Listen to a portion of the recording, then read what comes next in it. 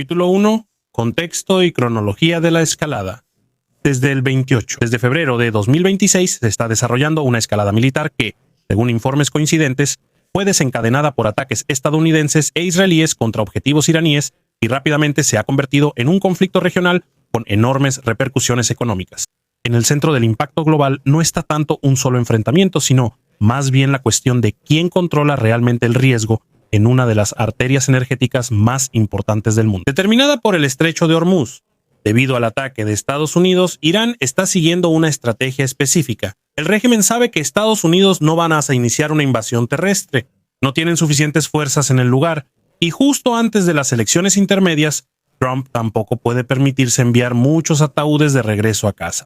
Así que el plan de Irán es bastante simple: darle una lección a Estados Unidos. Y lo hacen haciendo que los precios aquí suban, prolongando el conflicto tanto como sea posible hasta que Estados Unidos ceda, porque cada día de este conflicto cuesta millones.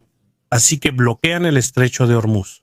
Y eso no es algo repentino. Este escenario ya se conoce desde la época de la Guerra Fría y no es nuevo. Todos debieron haberlo previsto y, sobre todo, todos pudieron haberlo previsto. Eso no es algo que nos haya tomado por sorpresa. Era algo previsible. Eso es algo que fue una clara reacción a la acción estadounidense. Y eso lo sabe todo el mundo. Nadie tiene por qué hacerse el tonto. El paso decisivo hacia una guerra económica basada en la geografía fue, por lo tanto, la interrupción casi total o la drástica restricción del tráfico comercial marítimo a través de Hormuz. Las navieras, aseguradoras y los interesados en la carga se mostraron bastante reservados y cautelosos después de las advertencias, los riesgos de minas, los ataques a barcos y los requisitos de autorización. El tránsito llegó por momentos casi a detenerse por completo.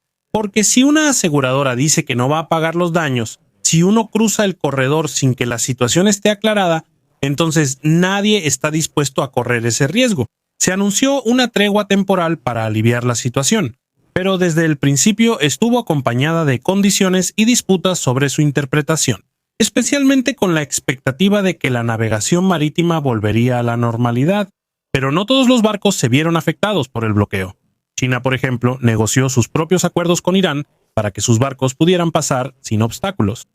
También se sugirió que otros barcos pudieran liberarse pagando una cierta cantidad de bitcoins o de alguna criptomoneda y así obtener un permiso de paso compartido. Eso significa que Estados Unidos, con su ataque, ha provocado que nuestros precios suban, que el régimen iraní se fortalezca aún más y que ahora tengamos que pagar aún más para poder pasar. Pero los precios no solo suben aquí, sino también en Estados Unidos, lo cual es malo para el gobierno actual en relación con las elecciones intermedias. El 11 y 12 de abril el enfoque volvió a cambiar.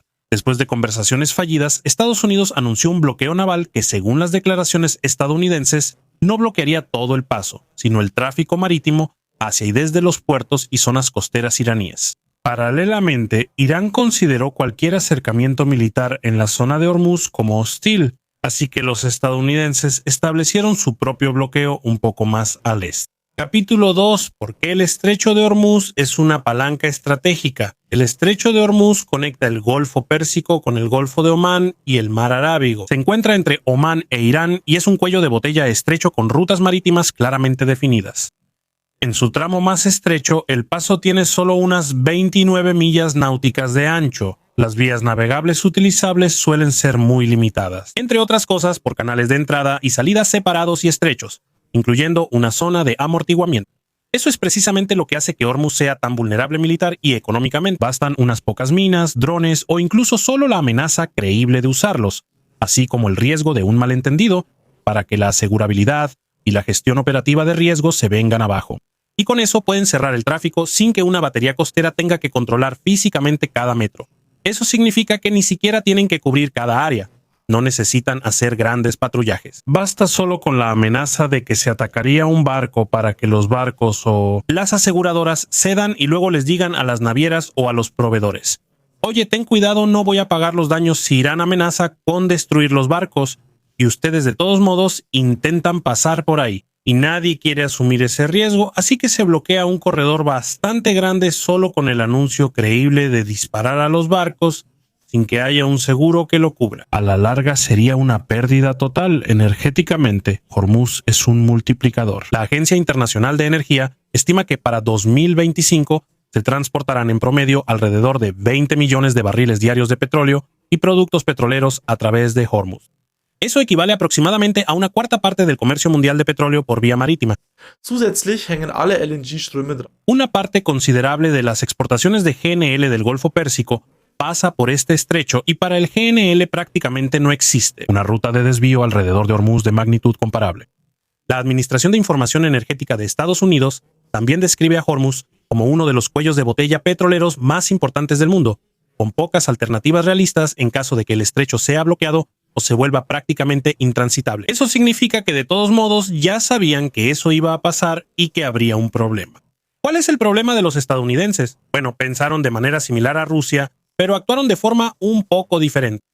Hay que verlo de esta manera. Lo que los estadounidenses saben hacer muy bien es eliminar a la cúpula dirigente. Eso lo vimos, por ejemplo, con Venezuela, lo hemos visto en muchas operaciones en el pasado, y también lo vimos aquí con Irán. La primera cúpula dirigente fue completamente eliminada y todos cayeron en cuestión de pocas horas. Estamos hablando aquí del jefe de Estado, estamos hablando del ministro de Defensa, estamos hablando del jefe de las Fuerzas Armadas de Irán, también estamos hablando del jefe de la Guardia Revolucionaria, y así sucesivamente. Se eliminaron puestos clave de liderazgo. Fue un golpe que prácticamente los decapitó. Pero Trump o el gobierno MAGA no entienden cómo funciona un régimen así.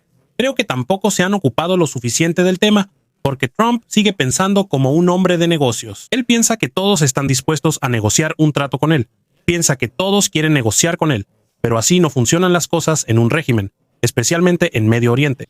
No les interesa un trato, les interesa mantener el poder del régimen. Y también saben que Irán es un país muy aislado y que tiene muchas fuerzas armadas. Y sobre todo saben que costará muchísimo invadir aquí, tanto en material como en recursos económicos y por supuesto en soldados. Y también saben que Trump no está dispuesto a correr ese riesgo, así que ellos tienen la ventaja. Simplemente cierran el estrecho de Hormuz y dejan que los precios suban en Estados Unidos.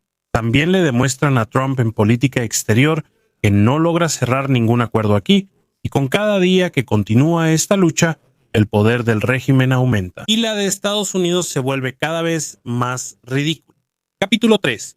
Bloqueo estadounidense y viabilidad militar. Al mismo tiempo, según Reuters, el ejército estadounidense aseguró que no obstaculizaría la libertad de navegación para los barcos que se dirigen a puertos que no sean de Irán. Políticamente, esto fue vinculado por el presidente estadounidense Donald Trump con el argumento de que no se debe permitir la extorsión o el chantaje. Al mismo tiempo, se comunicaron duras amenazas militares contra las lanchas rápidas iraníes y la implementación de un bloqueo. Operativamente, un bloqueo de este tipo es una cuestión de recursos y de escalada, que para su implementación requiere una presencia sostenida, un marco legal claro incluyendo cuestiones humanitarias y, de hecho, un número considerable de buques de guerra. Además, los expertos dudan que los bloqueos por sí solos logren resultados decisivos. Al mismo tiempo, cada nueva línea roja militar aumenta el riesgo de incidentes, especialmente en zonas marítimas estrechas, donde los malentendidos y las clasificaciones erróneas pueden escalar rápidamente. Además, incluso antes del bloqueo estadounidense, el tráfico ya se había reducido drásticamente debido a advertencias por radio, regímenes de permisos y el temor a minas, lo que convierte al bloqueo en un segundo nivel adicional de control, y no en un medio que automáticamente restablezca la normalidad. Capítulo 4. China entre la diplomacia, los intereses energéticos y la guerra de información. La postura oficialmente documentada de China es principalmente diplomática, pero claramente en contra de una escalada. En los informes de Reuters, la parte china describe el bloqueo estadounidense como algo dirigido contra los intereses internacionales. Se hace un llamado a la calma, la moderación y a una solución política.